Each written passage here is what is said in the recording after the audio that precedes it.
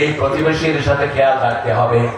রাসূল সাল্লাল্লাহু আলাইহি ওয়াসাল্লামের কাছে সাহাবায়ে কেরাম বললেন, ইয়া রাসূলুল্লাহ, একজন মহিলা নামাজে খুব ভালো, রোজায় খুব ভালো, খুব প্রশংসিত, কিন্তু তার প্রতিবেশী তার উপর অখুশি। রাসূল তিনবার বললেন সে জাহান্নামী, জাহান্নামী, জাহান্নামী।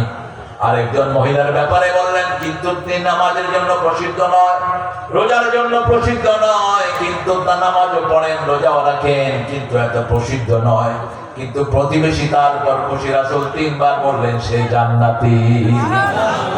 আরো আস্তে বল সুবহানাল্লাহ।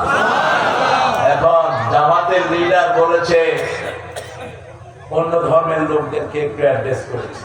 আমাদের কিছু ভাই বলছেন এটা তো একদম নাজায়েজ, হারামের উপরে হারাম করে ফেলেছে। আল্লাহ তো কোরআনের প্রথম অ্যাড্রেসিং করেছেন ইয়া আইয়ুহান নাস, ইয়া আইয়ুহান নাস। কোরআনের প্রথম অ্যাড্রেসিং কি? ইয়া আইয়ুহান নাস উবুদু রাব্বাকুম। এই বসো শিখে বাস।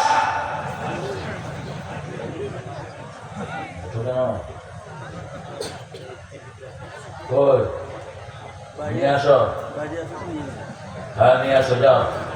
এমপি প্রার্থী আসতেছেন, সবাইকে আনো, বিএনপি দলরা আনো। বড় দল বিএনপি, সমস্যা কি? হ্যাঁ, কোরবানি তো দুই দলে দিছে। আমাদের ঠেলাঠেলি হলে আস্তে করে আবার ওই মামুরা চলে আসবে ইনশাআল্লাহ, টেনশন করবেন না।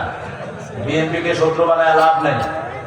বিএনপি যেন জিয়াউর রহমানের আদর্শে যদি বিএনপি দাঁড়িয়ে যায়, বিএনপির সাথে আমাদের কোনো ঠেলাঠেলি। জিয়াউর রহমান 5 ওয়াক্ত নামাজ পড়তো, ঠিক না ঠিক? একটা ভাঙা সুটকেস ছিল, টাকা ছিল না, কি ছিল?